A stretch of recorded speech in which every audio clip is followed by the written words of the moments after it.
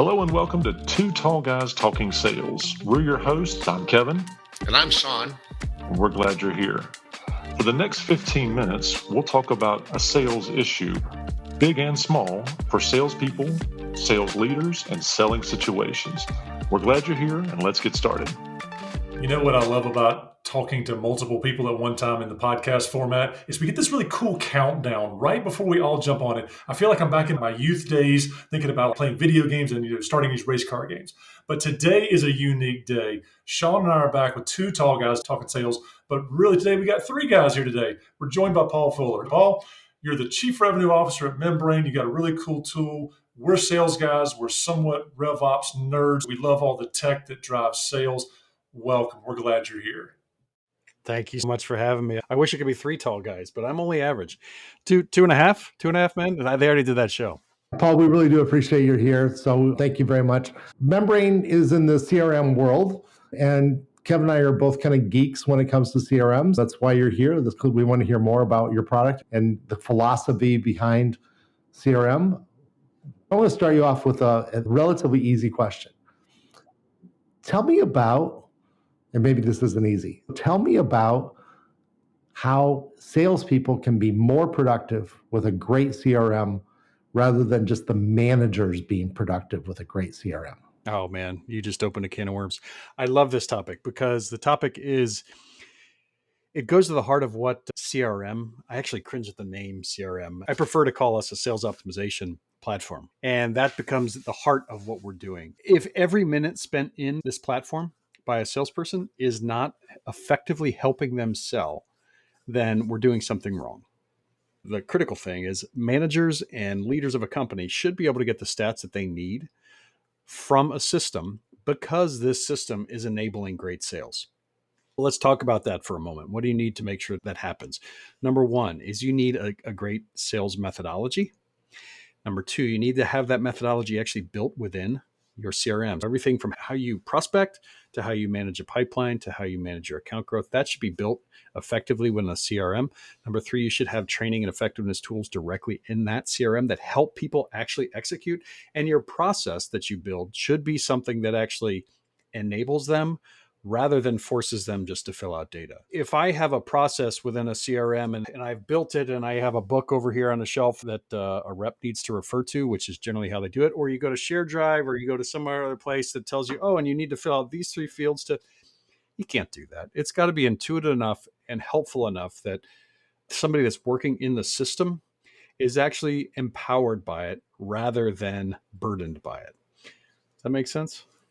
You know, it does. I think probably for anybody who's been in sales since, I'll just say for a long time, more than 15 years, we all remember a time where CRM was a new term. And we also remember the time where it turned from customer relationship to customer reporting module. Yeah. CRM's taken on a whole new life here. But I'm really curious about your opinion. How does sales excellence evolve with a good CRM tool? Yeah, I have a long answer to this one. Hopefully I don't go over my time limit, but it's I'm going to start with where I think we're at. I think we're at a crossroads in B2B sales. When I say a crossroads, there is so many more options that people have in buying. There is the speed of operation is absolutely incredibly faster today.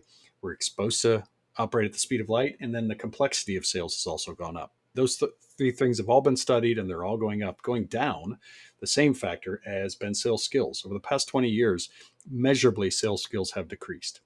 CRM and the production line of sales is partially at fault for that. Sales skills has decreased. Relationship development overall in our nation, in the world, that ability has decreased. I like to say you're riding alone in a Peloton world. It is you and a screen. It's not you and a bunch of other people. It's you and a screen. As much as I like you guys on this screen, we're not really together. Relationship development has actually decreased, and so has decision-making ability. Because everybody is isolated, alone, it's gotten worse. If you look, a great book called The Jolt Effect that say people have more of a fear of messing up at this point because they are isolated, they are alone, they're not with people, they have a fear of missing out. I think any CRM, anything that you put in your tech stack has to have the ability to increase sales skills, empower relationship development, and empower effective decision-making ability. And that's where I really see the answer to your question lies, is if a sales technology can do that, any sales technology that you put in your tech stack, if it can do those three things, then we can keep up with the escalation of options. Then we can keep up with the complexity, because we have to keep up with that. It is only getting more complex, but if the tool does not help us increase relationships across that effective complex sale, if it does not help us follow our methodology for doing that really well, it's not doing its job. Does that answer your question? Powerful stuff there. And I'd like to pick at that a little bit, if you'll let me. You said it should empower, right? So let's make the assumption for a quick minute that there's people out there that are in sales, they're carrying quotas, they're doing the job, they have the title for the job, but they have never worked with a good sales CRM. What should their experience feel like? It should feel like the technology is asking them to do the right things at the right time and ask themselves the questions about a sale at the right things at the right time. I work with a ton of wonderful partners that all have incredible methodologies. Right? I'm going to pull out one of them that people may know. There's a methodology called baseline selling out there.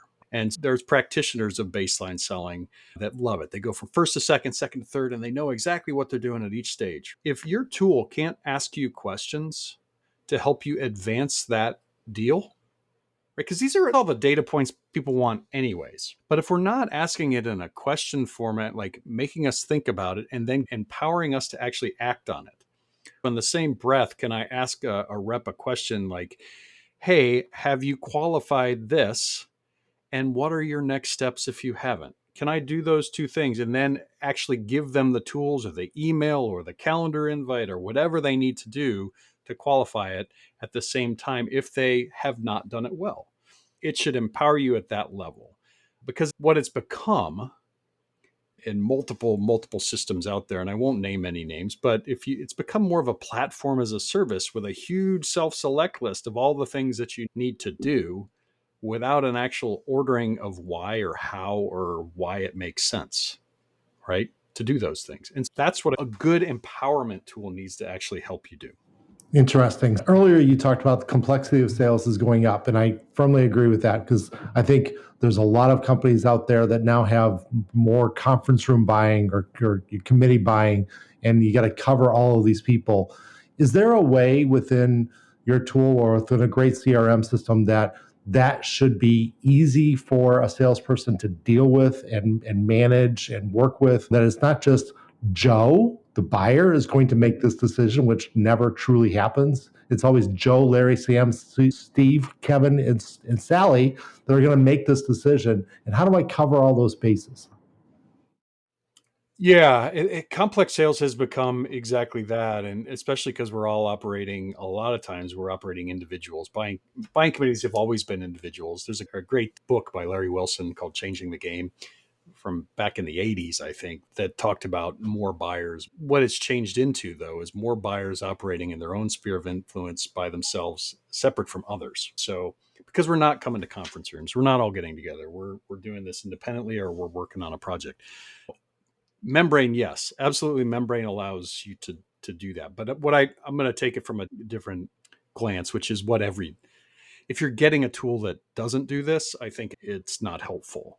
You need to be able to create that organizational structure really easily, visibly, see it.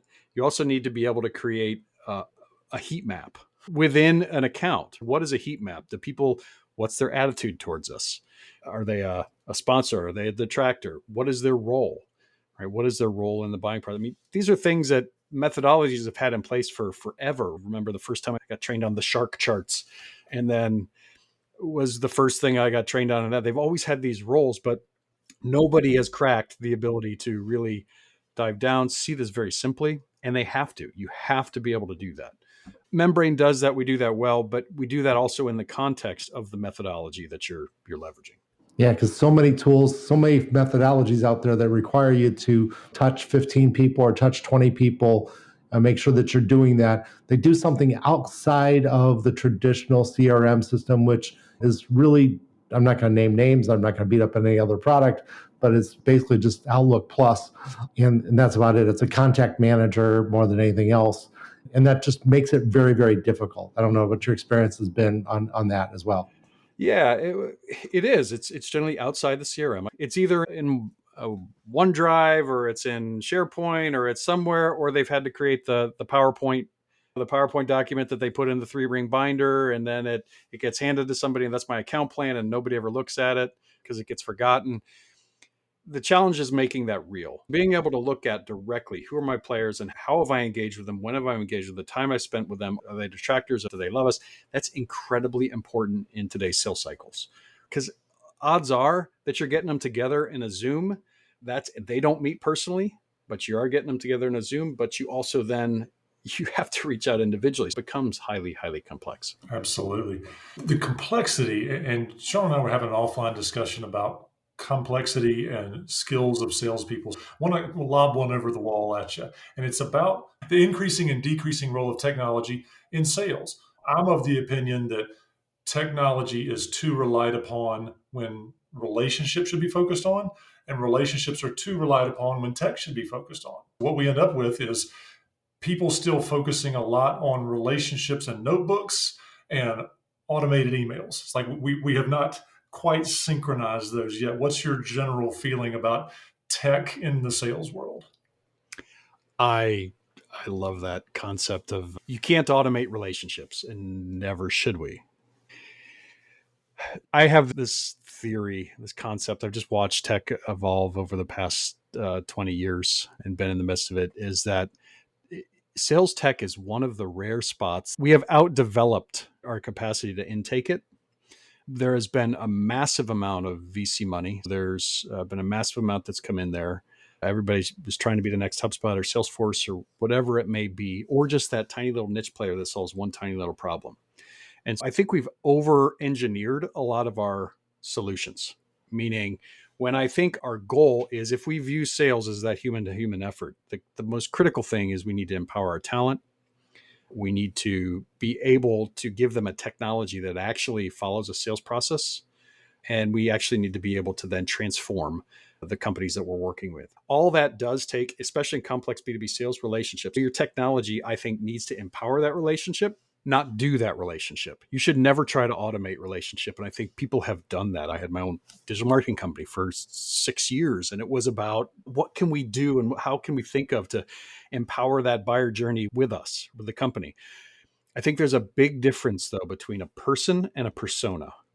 That persona, you can send right content to that. You can automate that. You can give them good messages and send them to the right thing. But once you get down to that person level, and that's where sales level comes in, you need to be giving technology that empowers that journey that you're going to have as an ongoing conversation, an actual conversation with the person on the other side.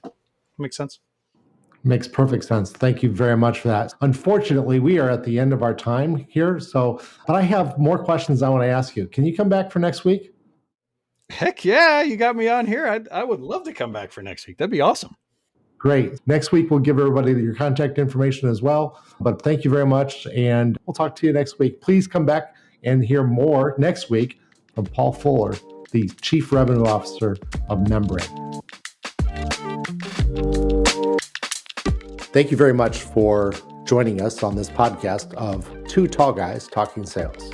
We hope that we were able to share some valuable insight, valuable knowledge with you to make your selling adventures easier and more successful.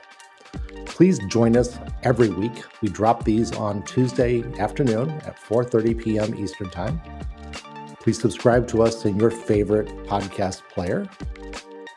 Also, please join us on LinkedIn, where we do a CEO workshop, and that CEO workshop is dedicated monthly to big questions that CEOs are having and how to grow their business and drive sales. You can find us on LinkedIn. Just search for Two Tall Guys Talking Sales. Thank you very much. Have a great day.